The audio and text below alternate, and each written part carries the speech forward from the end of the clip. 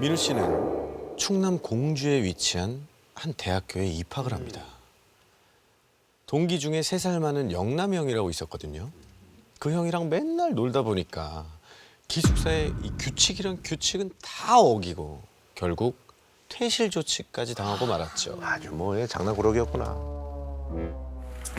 아 진짜 형, 어? 형 때문에 쫓겨났잖아요. 참, 맨날 술 먹자고 불러내더니. 야, 넌 안 먹었어? 어? 나보다 더 신나게 노는 사람이 누군데? 야, 너 길바닥에 나 앉을 뻔한 거? 그 내 덕에 좋은 방 얻었잖아. 부럽지 않으라. 짜라란. 오 대박. 장난 아니지? 형.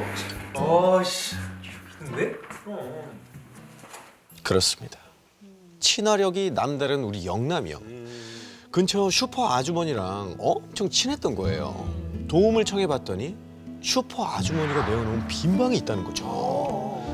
꼭 오래된 여관 같은 건물에 어느 정도 구색은 다 갖췄더라고요. 이야, 여기 봐라, 어? 누가 구했는지 옵션 짱이네. 어? 그리고 고급스러워 보이는 앤틱 거울이 하나 세워져 있었어요. 민우 공주님, 이것 좀 보시지요. 공주님에게 딱 맞는 공주 거울이 여기 있습니다, 공주님. 아니면 진짜 내가 형이야. 밥이나 먹으러 가자. 뭐야? 이거 방이랑 참 안 어울린다. 진짜 안 어울리네.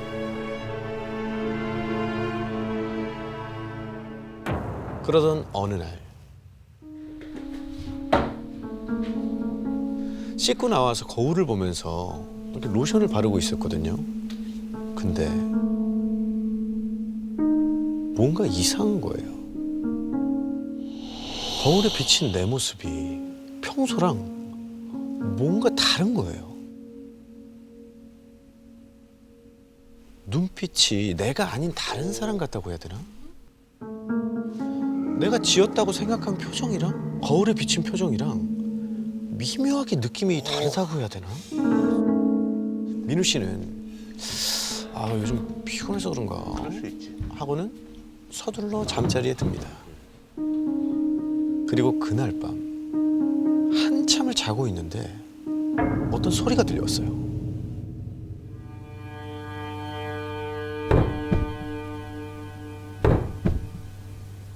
비몽사몽한 상태로 그 소리를 듣고 있었는데 몸이 안 움직이는 겁니다.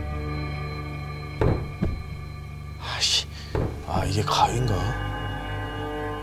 민우 씨는 지금까지 가위에 눌려본 적이 단 한 번도 없었거든요.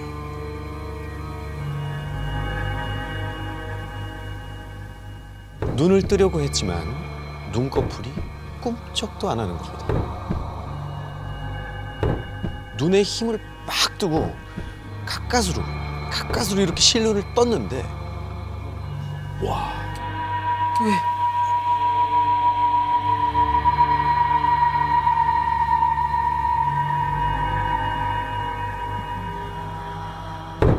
다른 곳에서 나는 소리가 아니라 바로 민우 씨 팔이 떨어지면서 나는 소리였던 거죠.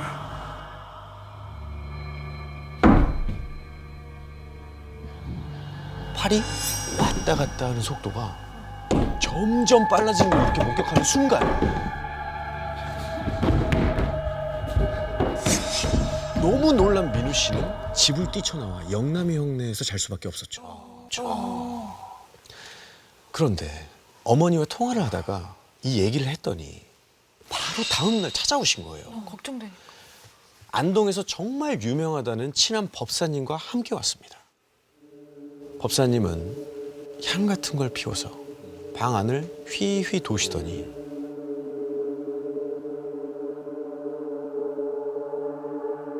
방 안에 안 좋은 기운이 가득 있습니다. 방 안에. 특히 저 거울. 저 거울은 버리시는 게 좋을 것 같습니다.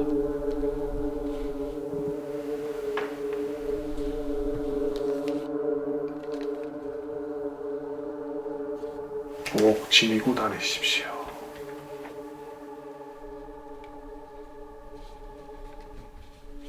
사실 이런 미신 같은 거 민우 씨는 믿지 않았거든요. 그치, 그 나이 때도 그래.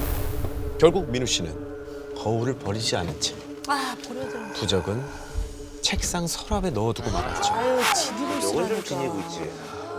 그렇게 다시 자취방에서 지내게 됩니다. 그리고 며칠 뒤. 그날은 영남이 형네서 동기들이 다 같이 모여서 놀기로 한 날이었어요. 나갈 준비를 하면서 거울 앞에서 또 머리를 매만지고 있는데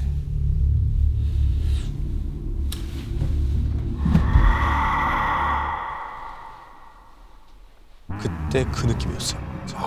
손도 가지고 있는.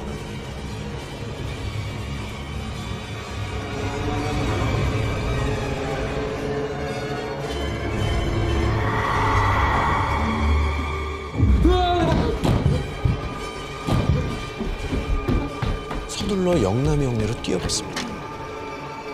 도착했더니 이미 동기들부터 다른 과 친한 애들까지 다 모여 있더라고요. 야, 제일 가까운 데 사는 애가 늦으면 어떡하냐? 어? 너 일단 한 잔해. 자, 아, 형. 그 우리 집 거울 있잖아. 응. 거기서 귀신을 본 것 같아.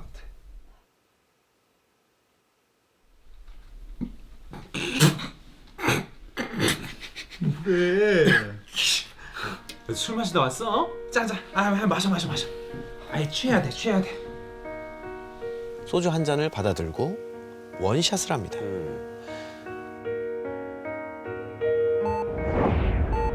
눈을 떴는데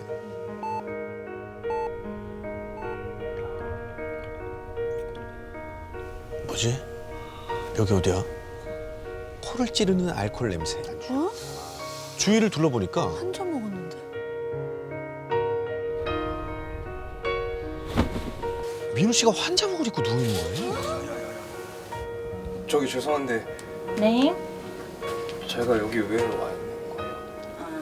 오늘 새벽에 앰뷸런스 타고 오셨어요. 어디 다치거나 몸에 이상이 있으신 건 아닌데 혹시 어디 불편한 곳 있으세요? 아니요. 알겠습니다. 뭐지? 내가 어제 많이 취했나? 그렇다고 하기엔 민우 씨의 주량은 소주 두세 병을 먹어도 하나도 안 취할 정도인데 잘 먹네. 딱 소주 한 잔에 취해서 필름까지 끊겠다는 게 이게 말이 안 되는 거예요. 말이 안 되죠. 순간 생각나는 건 영남이 형밖에 없었습니다. 그렇지. 우선 영남이 형한테 전화를 걸었죠. 형. 저 어제 무슨 일 있었어요? 야, 너희 새끼. 너 뭐야? 어제 바로 집에 가더니. 그게 무슨 말이에요? 아니, 너 소주 한 잔 마시더니 갑자기 바로 집에 갔잖아. 저 지금 응급실 있는데. 영남이 형이 들려준 어젯밤의 상황은 이랬습니다. 기억이 없는데. 짠.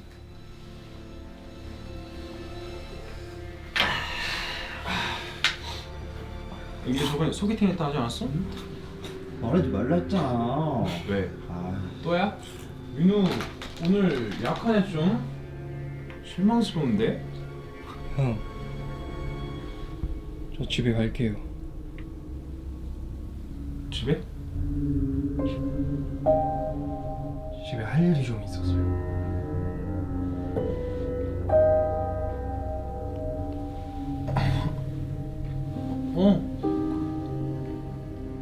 영남이 형은 뭔가 알 수 없는 기운에 압도돼서 그치, 그럼 또. 민우 씨를 붙잡지 못하고 집까지 데려다 줬다는 거예요. 저 착하네. 집에 도착해서 민우 씨가 바로 누워서 잠이 드는 걸 보고 돌아갔다는 거죠. 착한 사람이야.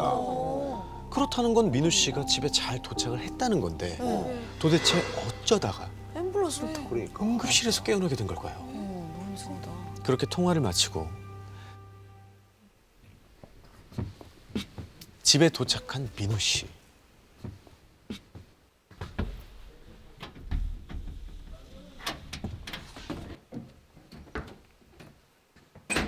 방 안에 들어선 순간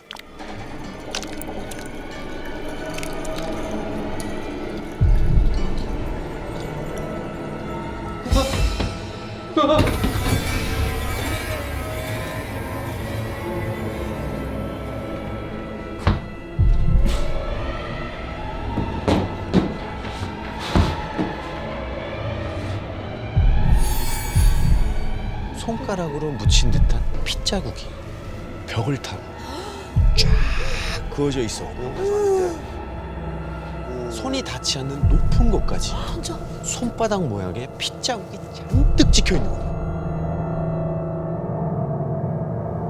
뭐야? 어떻게 그러지?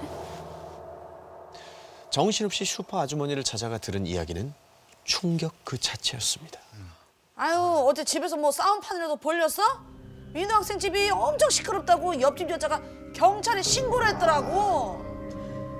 옆집 여자의 말에 따르면 민우 씨 집에서 여러 명의 사람들이 거칠게 싸우는 소리가 들리더라고요. 고함치는 소리, 욕설이 오가는 소리, 쿵 부딪히는 소리, 숨 넘어가는 소리까지 들려와서 진짜 이러다 누가 죽겠구나 싶었다는 거죠. 더 놀라운 건 경찰이 와서 방문을 열어봤더니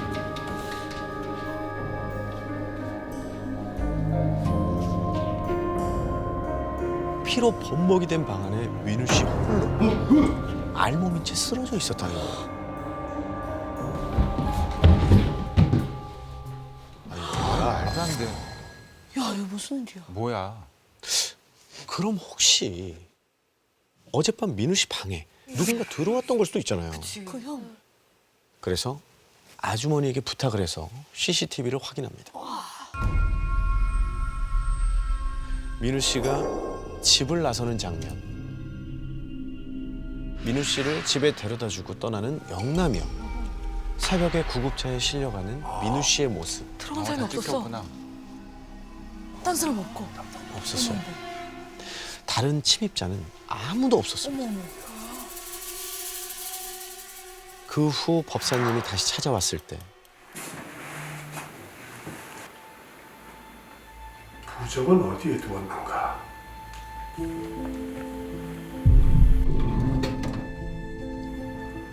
자넨 씨였었어.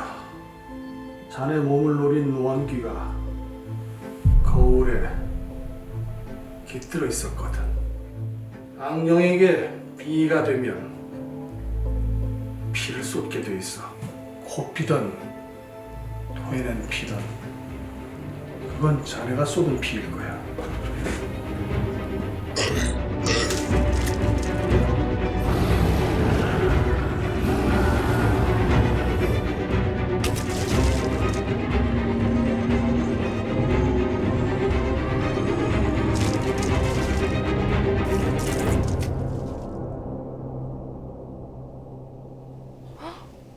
그날 밤 민우 씨 방에서 들려온 소리. 과연 누구와 다투던 소리였을까요?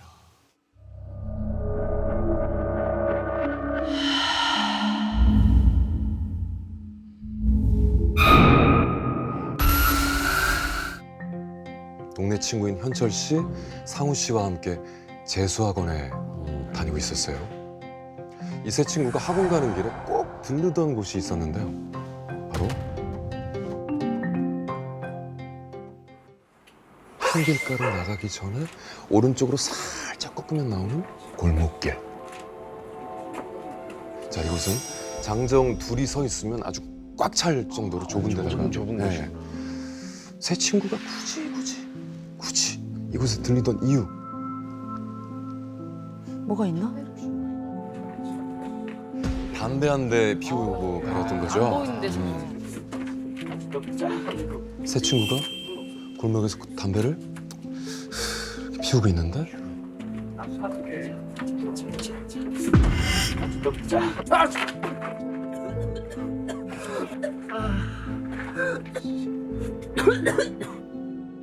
그 돌던 집에 사는 아줌마였어요.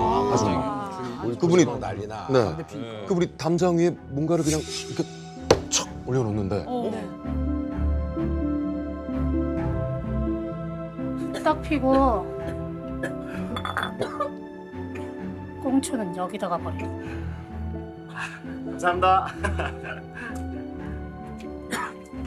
이렇게 말씀하시니까 뭐 나름 여기서 담배 피워도 된다는 어떤 그런 허락 같은 예, 그런 생각을 했던 거죠. 네. 그리고 며칠 뒤 세 친구가 학원 가기 전에 평소처럼 골목으로 딱 들어갔는데 오늘 너가 매트는 날이야. 아, 진짜 바꿀게. 기타 갖고.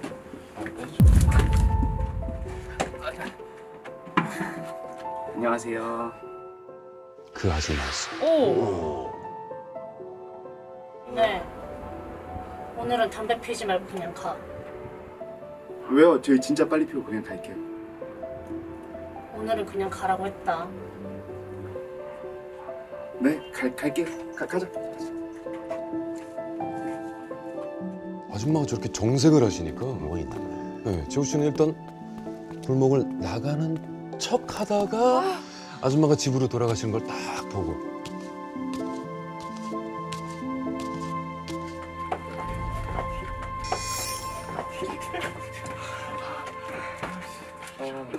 아줌마 갑자기 왜 그러신 거 같냐? 응? 급하게 담배를 피우면서 재호 씨가 두 친구에게 물어보는데 그 순간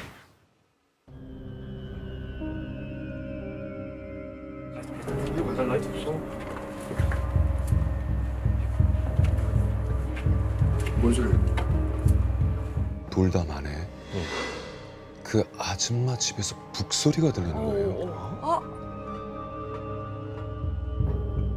부탄 소리 아니야? 진짜 도당집 같아. 그래? 나중에 보니까 그 집 대문에 신당을 뜻하는 깃발이 딱 꽂혀 있더라고요. 뭐 점심시간에 그런 거 잘 몰라. 재호 씨는 그땐 그냥 그러려니 했대요. 그런데 다음 날 밤 현철 씨네 어머니한테 갑자기 전화가 딱 온 거예요. 다짜고짜 너네 어제 뭐 잘못 먹었니? 현철이가 이상해. 왜? 그러시길래 왜 그러시냐고 물어보니까 어머니가 기이한 이야기를 하시더라고요. 뭐예요? 그날 현철 씨가 저녁까지 밖으로 나오지 않길래 어머니가 걱정이 딱 돼가지고 방에 딱 들어가 봤대요. 아들 그런데? 괜찮아? 자는 줄 알았던 현철 씨가 침대에 고개를 이렇게 푹 숙이고 앉아 있는 거예요. 네.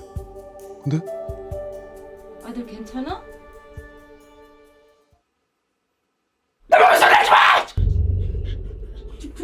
이렇게 소리를 막 지르더니 자기 몸을 막 끌어안고 빠르게 그냥 내 거야, 내 거야, 내 거야, 내 거야, 내 거야, 내 거야, 내 거야, 내 거야, 내 거야, 내 거야. 현철아. 그러다가 몸이 바로 뒤로 툭툭툭 쓰러지더니 그대로 잠들었다는 거죠. 미쳐있나 보다. 그 얘기를 들은 재호 씨는 아이씨, 자식 잠꼬대 좀 심한데? 이렇게 뭐 가볍게 생각을 했대요.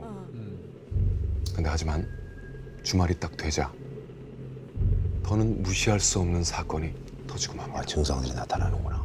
뭐 입시 스트레스도 좀 풀 겸 술 한잔 하기로 한 날이었어요.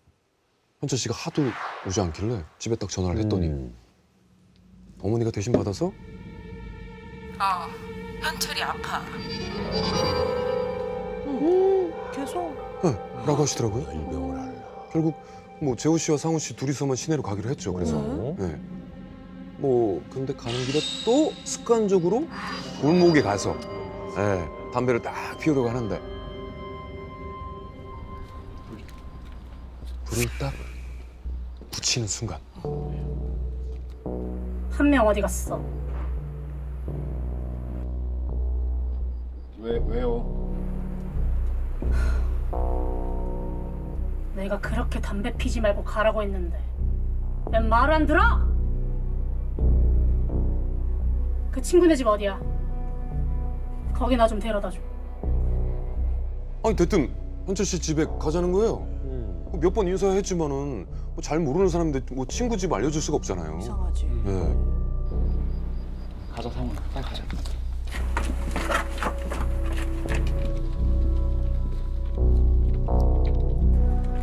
네 친구 더 늦으면 못 꺼내.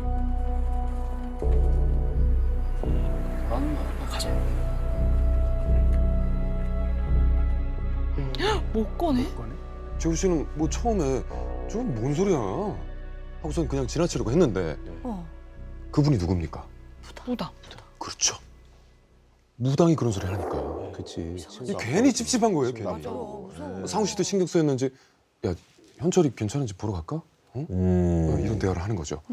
그래서 두 사람 결국 현철 씨네 집에 가보기로 합니다.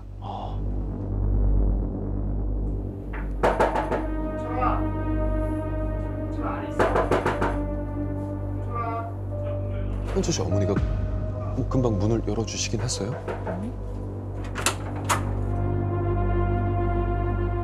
어머니 왜 이러세요? 그런데 뭔가 이상해요. 어머니 눈이 뭐야? 겁해지는. 그치. 아주 겁해지는. 이상한가 보네. 막 다리를 막 벌벌벌 떨고 있어요. 무슨 일이 이상하죠. 하지만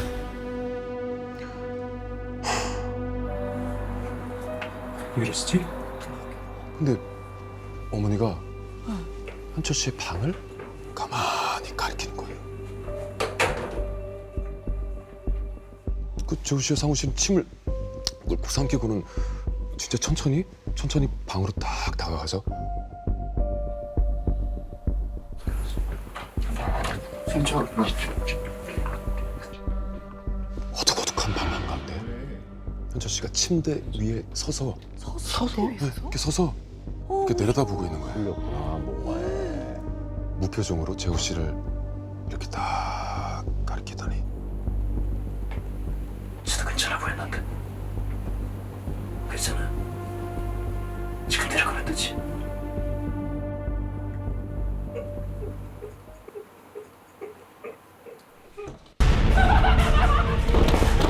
안에서 현철 씨가 문을 쿵쾅쿵쾅 막 두드리고 막 문고리를 자꾸 막 흔들어. 어떻게? 근데 그 힘이 장난이 아닌 거예요. 이게. 오. 와. 이 문이 열리면 진짜 뭔 일 난다. 야, 이거 진짜 사단 난다. 딱 그 느낌인 거죠. 맞고 있는데 막 번뜩 그 말이 생각이 나는 거예요. 무슨 말? 네 친구 더 늦으면 못 꺼내. 그 무당 아줌마는 그러니까 현철 씨에게 무슨 일이 일어났는지 확실하게 알고 있었던 거죠. 알지. 그러니까 빨리 문을 모셔야 막고 있던 되겠네. 재우 씨가 어머니, 저 누구 좀 불러올게요. 진짜 금방 갔다 올게요. 좀만 기다리세요. 야, 너 어디 가? 하면서 서둘러 집 밖으로 뛰쳐나왔어요. 부당한테 갔나 보다. 그렇게 집 밖을 나와서 진짜 정신없이 막 달리는데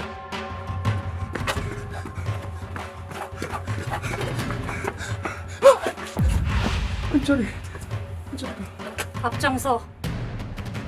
그렇게 아줌마 그리고 아줌마랑 같이 있던 남자랑 현철 씨네 집으로 딱 돌아갔는데 보니까 집 안이 완전 아수라장인 거예요. 현관문이 활짝 열려 있는데 예. 이렇게 막고 있는데 막 현철 씨가 크게 소리를 쳤어요. 열어라! 방문이 그냥 쿵 열려버린 거죠.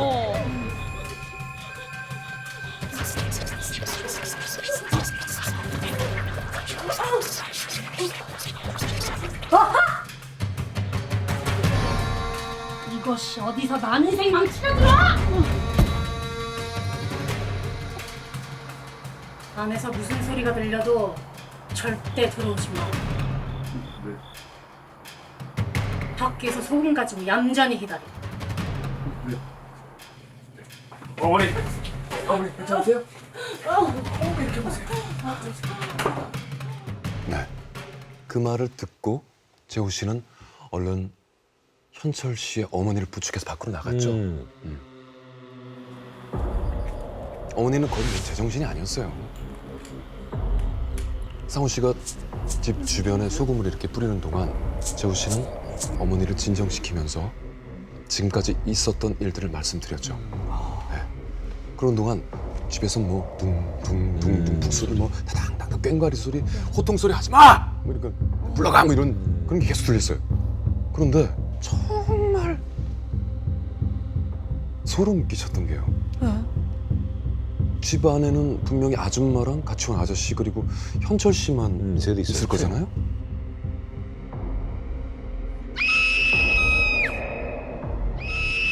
높은 그 여자 비명이 여자 비명 소리? 계속 들리는 거예요. 그 소리에 재호 씨가 귀를 막 틀어 막는데 옆에서 누가 쑥 일어났어요.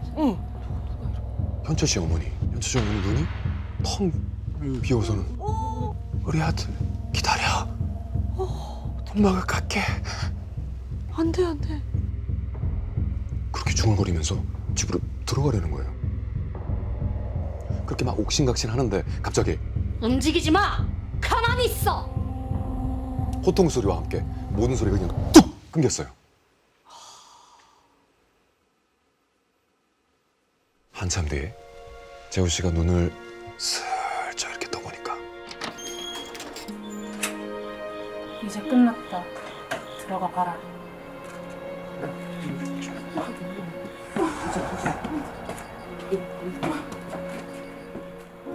그 말에 방 안으로 딱 달려가 보니까 현철 씨가 말끔한 얼굴로 이러더라고요. 너 여기서 뭐하냐? 긴장이 풀린 어머니는 뭐 그 자리에 주저앉아가지고 펑펑 우셨고. 재호 씨와 상우 씨는 아줌마에게 진짜 감사합니다. 정말 감사합니다. 이렇게 계속 인사를 했죠. 근데 현철 씨한테 대체 무슨 일이 있었던 건지 궁금하잖아요. 네, 이거 진짜 도대체. 그래서 저 혹시 현철이한테 귀신 붙었던 거예요? 아줌마가 얘기를 듣고 재호 씨를 가만히 보더니 그러셨어요. 너네한테 담배 피우지 말고 가라고 한 날 내가 좀 어려운 구판을 준비하고 있었어. 그날 아줌마는 교통사고로 일찍 세상을 뜬 여대생이 자꾸 남동생을 괴롭힌다는 사연을 딱 듣고 구술 준비하고 있었던 거예요. 근데 여대생의 원한이 너무 깊어가지고 안 그래도 아줌마 신경이 막 곤두서 있었는데 돌담 밖에서 재호 씨 일행이 왔다 갔다 하면서 거기에 신경이 쓰여가지고 잠시 정신이 흐트러지셨대요. 그 틈을 타서 도망친 원기가 하필 무당집 돌담에 딱 기대있던 현철 씨 몸에 딱 들어갔던 거죠. 이 이야기를 들은 현철 씨는 생각보다 좀 뭐 담담한 얼굴로 이렇게 말했다고 합니다. 어쩐지. 왜? 뭔 소리야? 그날 현철 씨는 담배 피우고 나오면서 어깨가 아팠고 밤중에는 아예 가위에 눌렸었던 거예요. 진짜 꼼짝도 하지 못한 채 끙끙 앓는 현철 씨에게 어느 순간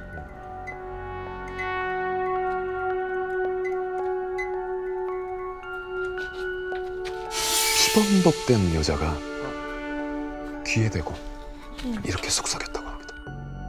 나는 아직 가기 싫어. 네가 대신 가.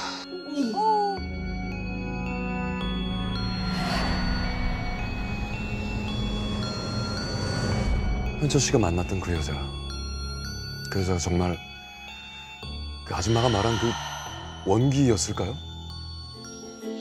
2010년 여름. 퇴근 후 집에서 한가로이 시간을 보내던 저는 뜻밖의 소식을 듣게 됐어요. 깜짝이야. 여보세요? 민영아, 큰아버지 돌아가셨대. 큰아버지? 정말 오랜만에 듣는 이름이었습니다. 연락이 끊겨서 그동안 어디서 뭐하고 지내는지 전혀 몰랐거든요.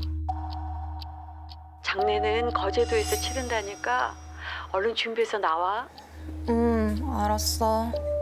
마지막으로 얼굴을 본 게 무려 10년 전인데 아무런 연고도 없는 거제도에서 외롭게 돌아가실 줄이야. 저는 서울에서 서둘러 기차를 타고 버스에 택시까지 갈아탄 뒤에야 겨우겨우 큰아버지의 장례식에 도착할 수 있었어요. 그런데요. 이렇게 조용하고 초라한 장례식은 살면서 정말 처음 봤습니다. 입구부터 조문객 한 명 보이질 않고 텅 빈 빈소에는 가까운 친척들 몇 명만 자리하고 있었어요. 저희 큰아버지는 한때 대한민국을 떠들썩하게 한 사건의 주인공이었습니다. 뭐죠? 뭐지?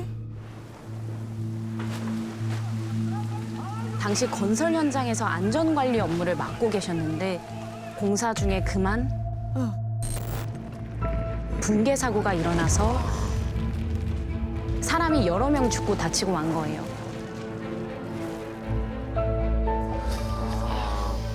아이고.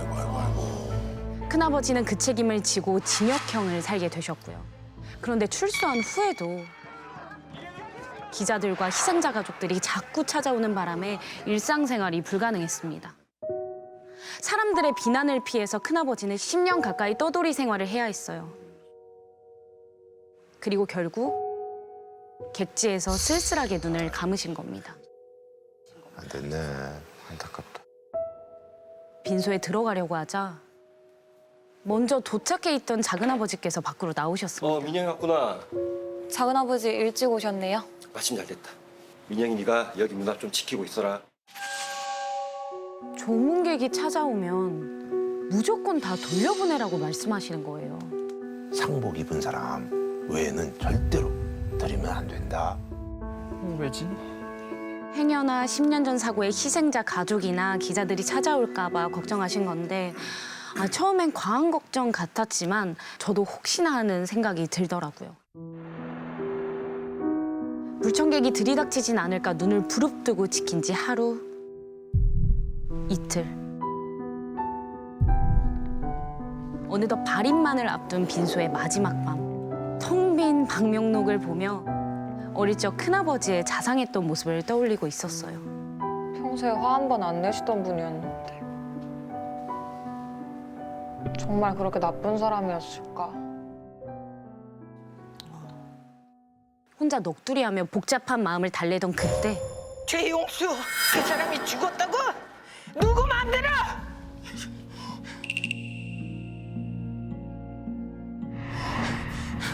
한 할머니가 씩씩대며 장례식장을 찾아오셨어요. 그리고 큰아버지 성함을 목청이 터져라 부르는데 설마 희생자 가족? 희생자 가족. 할머니 진정하시고요. 걱정하세요. 어떻게든 막아보려 했지만 힘이 어찌나 세신지. 그런데 생각지 못한 상황이 펼쳐졌습니다. 할머니가 아이고, 이 사람아! 눈물을 훔치고 계셨어요. 왜 이렇게 빨리 갔어? 하늘도 무심하지. 알고 보니 근처에서 작은 구멍가게를 하시는 할머니였는데 피해자 가족이 아니군요. 강도가 들었을 때 큰아버지한테 도움을 받았다는 거예요.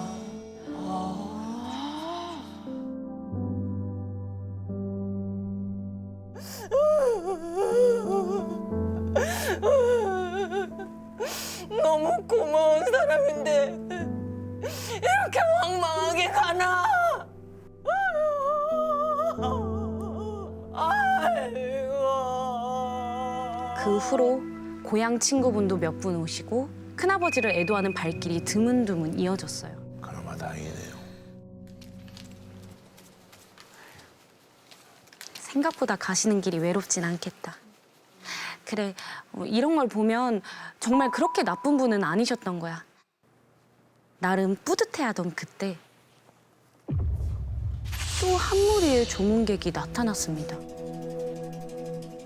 마치 방금까지 공사장에서 일하다 온 것처럼 흙먼지를 뒤집어 쓴 모습. 작업복 차림의 남자 5분이었어요. 흰 봉투를 꺼내 꾸깃꾸깃한 초록색 지폐들을 담고는 안으로 들어서려는데 상복 안 입은 사람은 절대 아무도 들이면 안 돼. 순간 작은아버지의 당부가 떠올랐습니다. 정말 죄송한데 장례는 가족끼리 조용히 치르기로 했습니다. 정중하게 말하면서 앞을 막아서자 그분들이 갑자기 고개를 숙이고 서럽게 흐느끼는 거예요.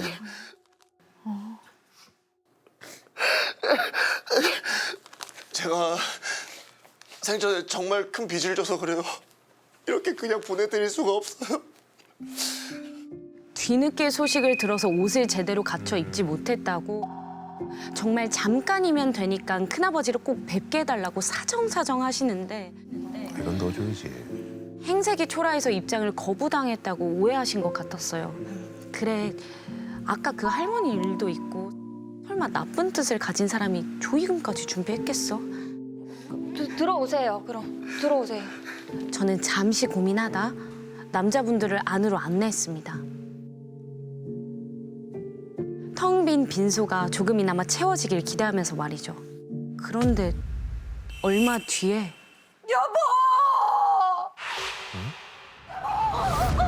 찢어지는 비명이 들려왔어요. 왜 그래? 안 돼. 그 사람들이 왔어. 내 남편 어디 데려가는 거야? 안 돼. 뭔 소리야? 큰엄마 일단 진정하세요. 네? 괜찮으세요, 큰엄마?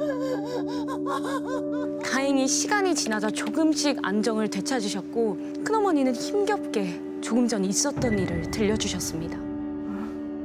그러니까 몇 분 전 큰어머니가 팔짝 잠이 들어 꿈을 꿨는데 큰아버지의 관이 덩그러니 놓여 있었대요.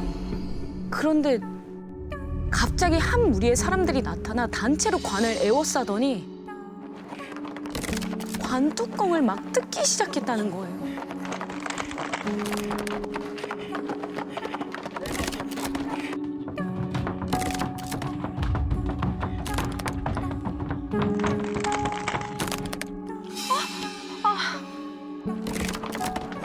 그리고는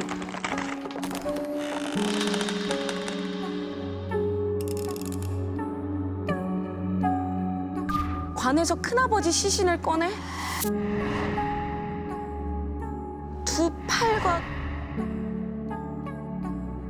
두 다리 그리고 머리를 하나씩 붙잡고는 찢을 것처럼 사방으로 잡아당기며 끌고 갔다고요.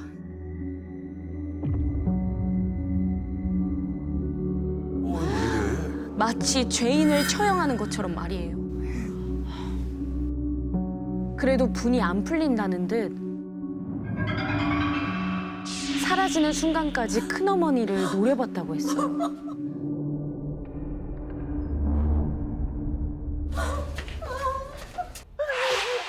설마 내가 조금 전에 들여보낸 그 사람들인가? 놀라서 다급하게 주변을 살펴보는데 없어. 그 남자들은 어디에도 보이질 않았어요. 친척들에게 물어보니 새로운 조문객이 아무도 없었다고 했습니다. 사람이 아니다. 왔다 간 거야. 저는 너무 찜찜해서 견딜 수가 없었어요. 엄마, 혹시 큰엄마가 꿈속에서 봤다던 사람들 누군지 알아? 그러자 잠시 망설이던 엄만 10년 전 제가 몰랐던 이야기를 들려주셨습니다. 건물이 무너졌을 때 죽은 작업자가 5명이었을 거야, 아마.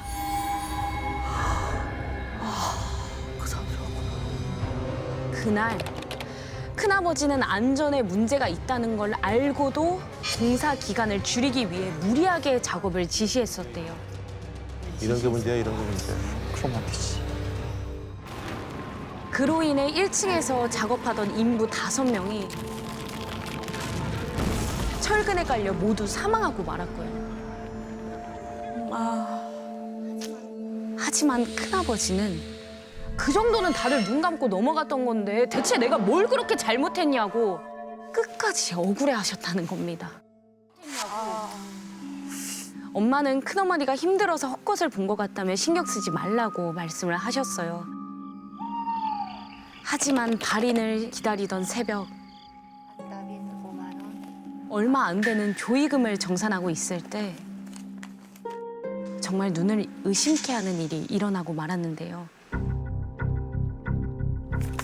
김수현 10만 원.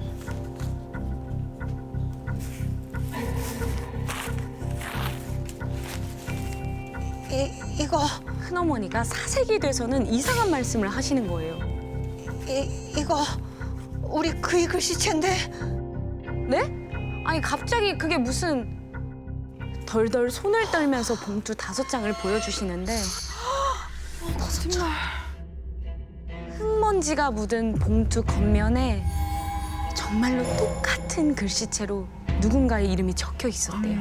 그걸 보면 큰어머니는 이렇게 말씀하셨어요. 10년 전에 죽은 사람들 이름이 왜 여기 있는 거지? 우와.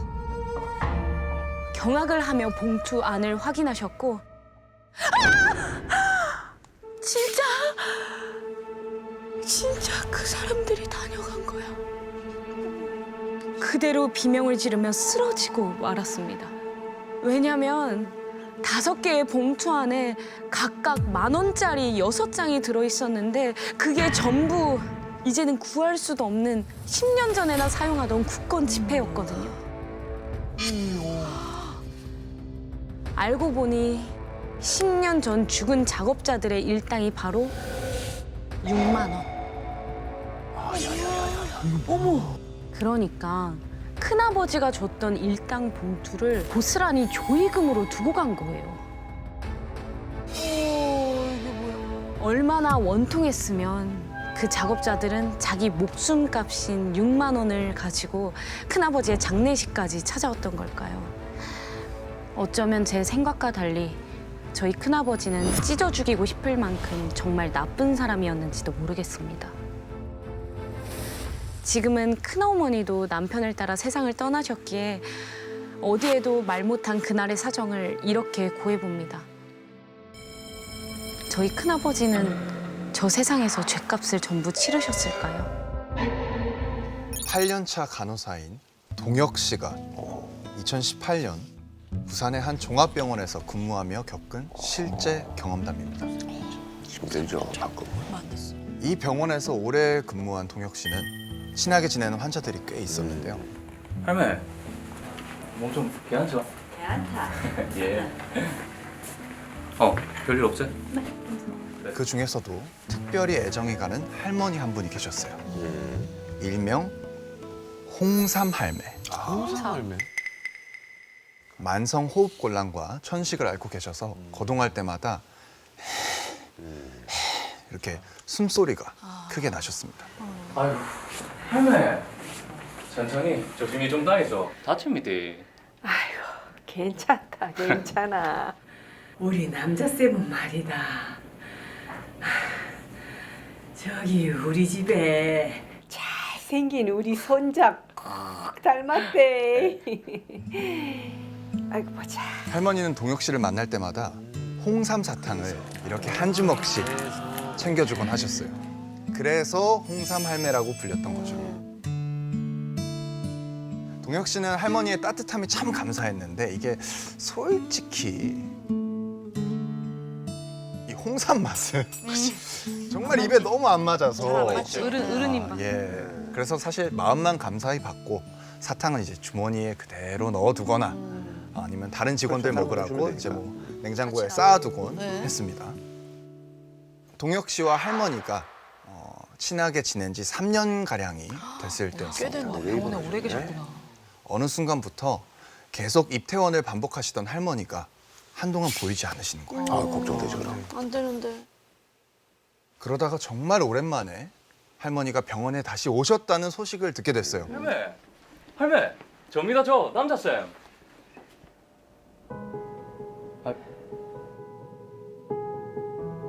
못 알아봅니까? 집에 오셨나 보다. 알고 보니까 할머니가 병원에 오지 않는 동안 치매에 걸리실 수 있지, 뭐 충분히 나이다.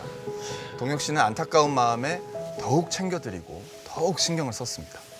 그리고 얼마 후 동혁 씨는 밤 10시부터 아침 8시까지 나이트 근무를 하던 중이었는데 새벽 1시에 여기는 안 된다. 아이고 가라. 할머니 병실에서 큰 소리가 들리는 겁니다. 급히 달려갔더니 여기를 왜 저럴락하노? 여기를 왜 저럴락하노? 할매, 이거 병원이고 이거 아무도 없습니다. 문 쪽을 바라보면서 고래고래 소리를 지르고 계시는 거예요. 뭐야? 진정 좀 해보이소. 할매, 가라.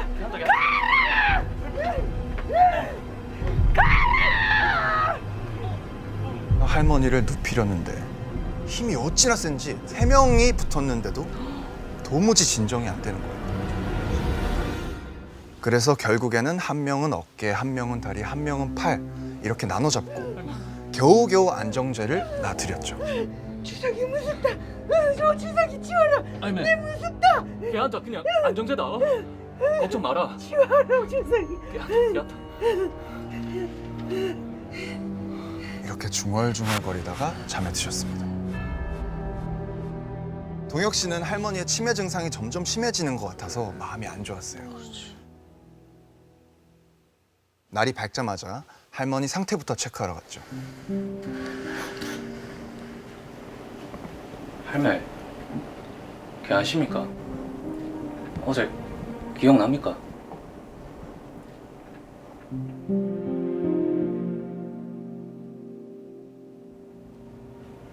아이고 남자쌤아, 내 미안타. 신기하게도 할머니가 완전 정정한 모습으로 동혁 씨를 알아보시는 거예요. 그리고 어제 일까지 똑똑하게 기억하고 계셨어요. 어제는 사람이 아닌 게 보여가. 아이고 참. 이건 뭐야? 그리고는 전처럼 손에 홍삼 사탕을 한 주먹을 쥐어주셨습니다. 동혁 씨는 할머니의 예전 모습이 반가워 사탕을 받으면서도 사람이 아닌가? 귀신이라도 봤다는 기가 약간 찝찝했죠. 그렇지. 그리고 얼마 뒤 할머니는 치매 환자 전문 요양병원으로 옮기셨고 동혁 씨도 점차 이 일을 잊어가기 시작했어요. 그런데 그때쯤 이상한 일이 일어났습니다. 병원에 암으로 시한부 선고를 받은 할아버지 한 분이 입원하셨는데 병실 순회를 할 때마다 간호사 선생님아, 내 배가 너무 아프다. 자고 일어난 게 배가 자꾸 아프네. 할아버지, 좀만 기다리소. 내 빨리 선생님 데리고 올게. 혹시 몰라서 검사까지 다 해봤는데 복부에는 아무 문제가 없었어요. 그런데 그날 밤 병실 순회를 할 때였습니다. 할아버지 상태가 급격히 안 좋아지기 시작하는 거예요. 할아버지 괜찮으세요? 들리세요? 쌤! 쌤!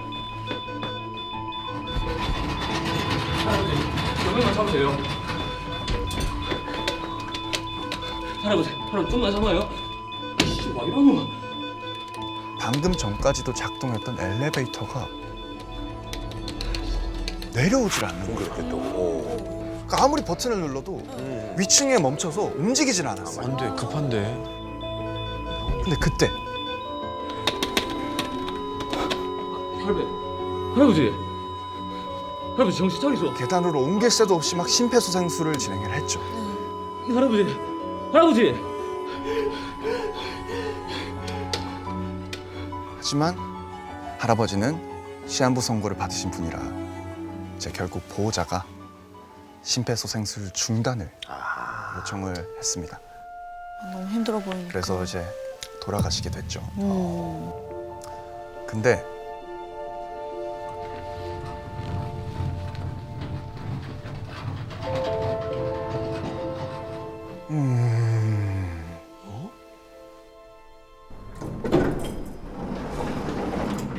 꿈쩍도 안 하던 엘리베이터가 갑자기 움직이는 겁니다. 위치고 움직여. 그 순간 동혁 씨는 찝찝한 느낌과 함께 홍삼 할매가 생각났어요. 왜? 언제였는지 그 문 너머 바로 맞은편 병실을 가리키며 하셨던 말. 너는 저기 507호는 절대 안 들어갈 기다. 저기는 들어가면 안 된다.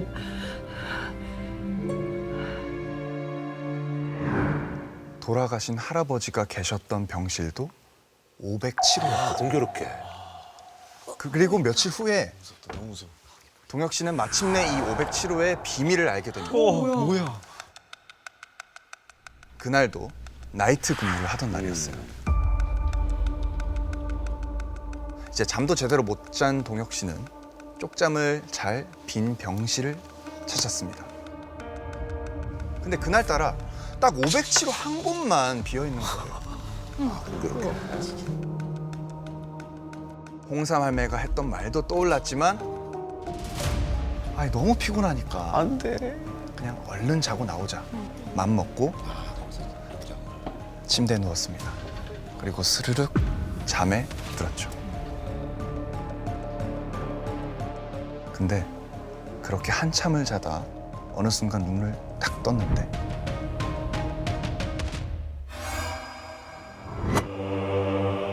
캄캄한 병원 복도에 아무도 없이 혼자 서 있는 거예요.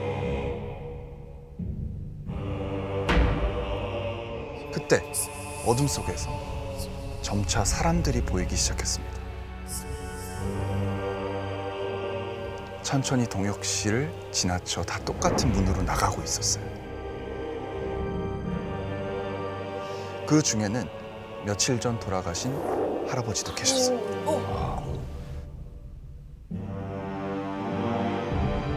무슨 상황인지 멍하니 이렇게 그 모습을 보고 있는데 그때 누군가 뒤에서 손을 슬며시 잡는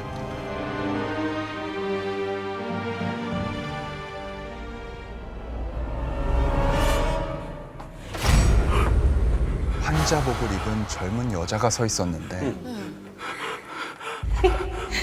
너도 같이 가자.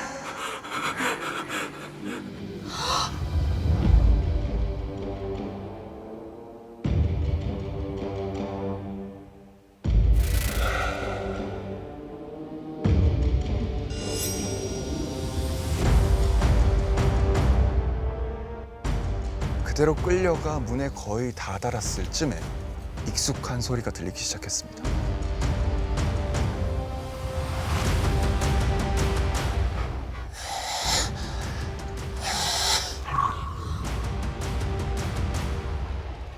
안 된다. 따라가면 안 된다. 나도 데려가려고 하더만. 하지만 여자는 미친 사람처럼 더 웃으면서 동혁 씨의 손을 꽉 움켜쥐고 정신 차리라. 내가 준 홍삼 사탕 있지? 그거 이미 모르라. 헌다. 동혁 씨는 사탕을 그대로 입에 넣었습니다. 그리고 와그작 깨문 순간 눈앞이 휜 빛으로 가득 차더니 침대에 누워있는 느낌이 나기 시작했어요. 꿈에서 깼구나, 꿈에서. 근데 온몸이 꿈쩍도 하질 않는 거예요. 그리고 갑자기 배가 찢어지는 것 같이 아프기 시작했어요. 할아버지도 아프는데. 급하게 눈을 떠보니까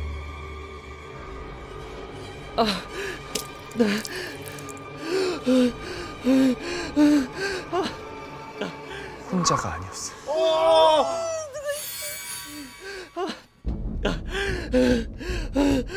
방금 전 봤던 그 피눈물 흘리는 여자가 길고 두꺼운 바늘이 꽂힌 큰 주사기를 배 위에 사정없이 막 내려꽂고 있었어요. 아프지? 아프지? 너도 어디 한번 배 아파서 죽어봐! 동혁 씨는 그대로 정신을 잃고 맙니다. 쌤, 동혁 쌤. 함께 일하는 간호사 쌤이 동혁 씨를 깨우고 있었어요. 너무 안 나오길래 땀은 왜 이렇게 흘려? 쌤, 그 할매, 홍삼 할매 기억하지?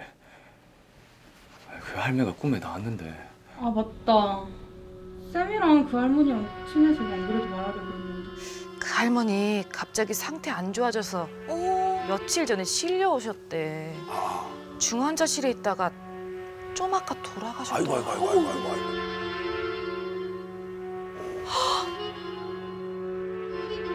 동혁 씨는 3년이 지난 지금까지도 507호에서 깼을 때 입안에 맴돌던 홍삼 사탕 맛이 기억난다고 합니다. 그 일 이후로 할머니가 주신 홍삼 사탕을 락커에 잘 챙겨두고 할머니가 생각날 때마다 하나씩 꺼내 먹게 됐다고 하는데요.